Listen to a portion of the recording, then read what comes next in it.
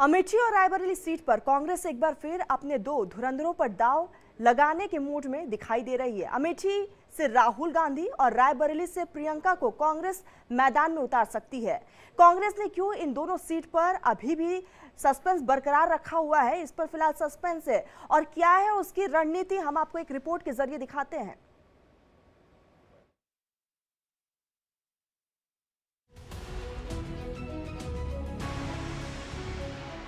अमेठी छोड़ा, अब मान के चलिए वो वायनाड भी छोड़ेंगे। राहुल गांधी तो खुद डर करके भाग गए।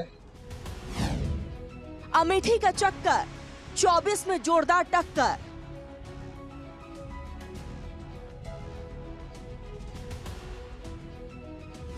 रायबरेली से प्रियंका, कांग्रेस का सेट एजेंडा।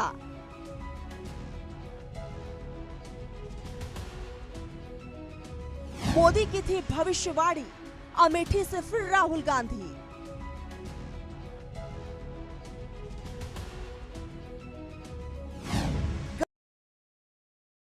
प्रियंका ही विकल्प।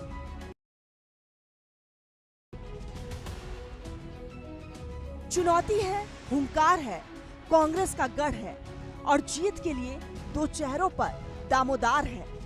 अमेठी और रायबरेली सीट हर चुनाव में किसी न किसी वजह से चर्चा में आ ही जाती है, क्योंकि रायबरेली कांग्रेस का वो किला जिसमें अभी तक सेंध नहीं लग पाई है, तो दूसरी तरफ अमेठी में 2019 से पहले तक कांग्रेस का ही परचम लहराया करता था।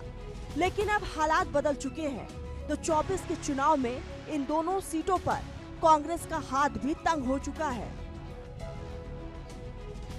ऐसे में इन दोनों सीटों को जीतने के लिए एक बार फिर कांग्रेस अपने उन्हीं चेहरों पर विश्वास दिखाने के मूड में है जो गांधी परिवार से ही ताल्लुक रखते हैं। राहुल एक बार फिर अमेठी से, तो सोनिया गांधी की सीट से इस बार प्रियंका चुनाव लड़ सकती है।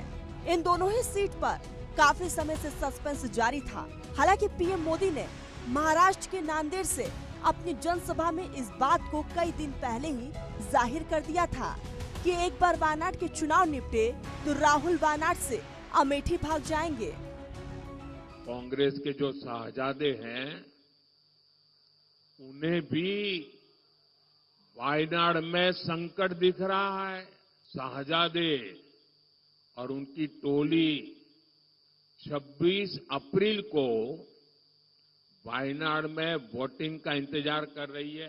जैसे ही 26 को वायनाड में वोटिंग पूरा हो जाएगा, ये शाहजादे के लिए एक और सुरक्षित सीट घोषित कर देंगे और कहीं और से फिर से लड़ाना पड़ेगा उनको। अब जैसे इन्होंने अमेठी से भागना पड़ा, अमेठी छोड़ा, अब मान के चलिए वो वायनाड भी छोड़ेंगे।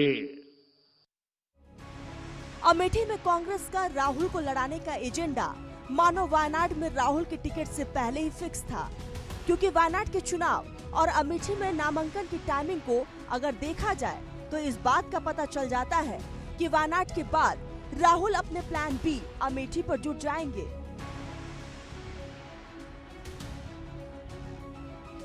अमेठी में 26 अप्रैल से यानी कल से नामांकन शुरू हो जाएंगे, तो कल ही वायनाड में भी वोटिंग है। ऐसे में इस बात की उम्मीद जताई जा रही है कि राहुल 1 मई से 3 मई के बीच कभी भी अमेठी से अपना नॉमिनेशन फाइल कर सकते हैं। कांग्रेस को सबसे कड़ी टक्कर अमेठी से ही मिल रही है, क्योंकि बीजेपी उम्मीदवार स्मृति ईरानी से जहां राहुल 2019 का चुनाव हार चुके हैं, तो स्मृति इस बार फिर जीत के लिए पूरी तरह से आश्वस्त दिख रही है। इतना तो अमेठी का सांसद जानता है, बीएचएल की रोड नंबर 1 कहाँ है, शुक्ल बाजार कहाँ। राहुल गांधी चिन्हत है का? हाँ, जानते हैं जसकरण जी, मेरा तो ये सुझाव है, राहुल गांधी का अगर वाकई में चिंतन देखना है तो एक पर्ची पर अपना नाम लिख देना है, जसकरण सिंह। देखो पढ़ पाते हैं कि नहीं पढ़ पाते। अमेठी में राहुल के लिए चुनौती सिर्फ स्मृति तक सीमित नहीं है। अभी तक वायनाड में व्यस्त रहने वाले राहुल पर अमेठी को पराया करने के भी आरोप लग रहे हैं। तो दूसरी तरफ जीजाजी यानी रॉबर्ट वाड्रा के अरमानों पर भी राहुल के चुनाव लड़ने से पानी फिरता दिखेगा, जो कई दिन पहले ही अमेठी से चुनाव लड़ने की अपनी इच्छा जाहिर कर चुके हैं और जिनके नाम के पोस्टर भी अमेठी के रण को दिलचस्प बनाए हुए हैं। राहुल गांधी तो खुद डर करके भाग गए, केरल भाग गए, अब फिर खोज रहे हैं जगह।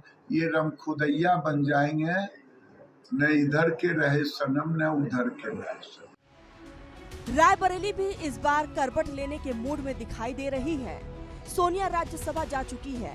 कांग्रेस को अपने एक और गढ़ को बचाने का संकट है। ऐसे में कांग्रेस को सोनिया की जगह प्रियंका ही एकमात्र ऑप्शन दिखाई देती है। प्रियंका भी राहुल की तरह 1 से 3 मई के बीच नामांकन कर सकती है। रायबरेली में 3 मई को नामांकन का आखिरी दिन है और इतना तय है कि प्रियंका का रायबरेली से लड़ना कांग्रेस के कार्यकर्ताओं को जोश से भर देगा। Bureau report, India daily live.